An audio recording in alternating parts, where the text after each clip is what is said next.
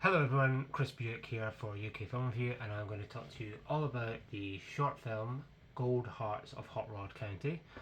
This is a film written and directed by David Kobzantsev, and this is short is it's really a lovely homage to the kinds of movies that there were a lot of in the 80s and 90s. Those kind of coming of age movies that became instant classics, often about small towns and with people with big dreams, especially young people with big dreams and rebellious youths, the likes of Footloose, Dirty Dancing, etc.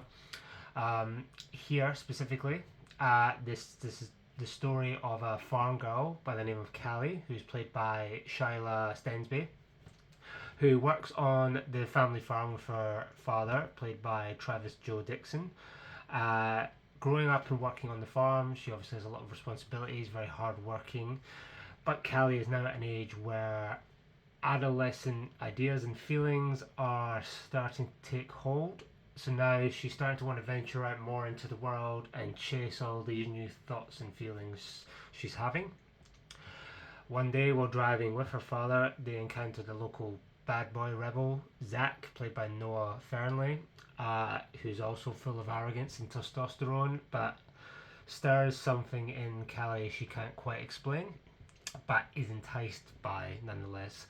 Their relationship, as it were, from there takes a few twists and turns, ultimately resulting in a showdown between the two where Callie then challenges Zack to race her along the dirt track, but in a somewhat unusual setup, and I won't go into details for spoiler reasons. Um, but there are a couple of points to get into in a minute, which I just want to touch on. But the overall thing I must say about Gold Hearts of Hot Rod County is really it's a film that especially if you grew up loving those films from this era, great era of film, it really gets you high and pumped by riding on a wave of pure nostalgia. It's definitely, as the kids say, a vibe. It's even got a classic opening montage with a pounding song over the top, like you would expect from, the classics. It starts with so much energy, and it really only builds on it from there. So it's very entertaining. There are a lot of touch points to the classics that I mentioned before, and it's obvious how much sheer affection Kobzantsev has for the films of those period. Um, the aim here is clearly to capture the idea of one of those feel-good summer blockbusters in a 20-minute runtime, and I think it mostly achieves that. It's got the soul of a great coming-of-age classic. It's got, like I said, the rebellious youths chasing unexplored desires and emotions and dreams and often acting before thinking.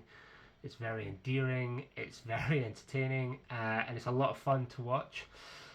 It is quite simple in its dialogue, which isn't necessarily a problem, um, but it also doesn't explore or go too deep into its characters either, especially after their introductions.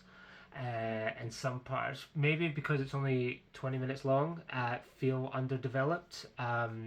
Zack's background, which is hinted at but never really explored, and his actual feelings, genuine feelings towards Callie, are quite unclear. So it's hard to say whether we should be rooting for them as a coming together as a pair, or we should be rooting just for her against him. It's kind of hard to see where we should land on that. But regardless, we do get enough to be invested in the two leads and to want to follow them through regardless.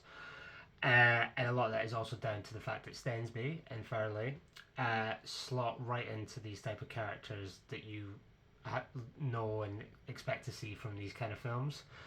They make they feel like they've just been plucked out of one of the classics. They're really authentic. They really bring the idea of youthful exuberance and rebellion and raw emotion to the part.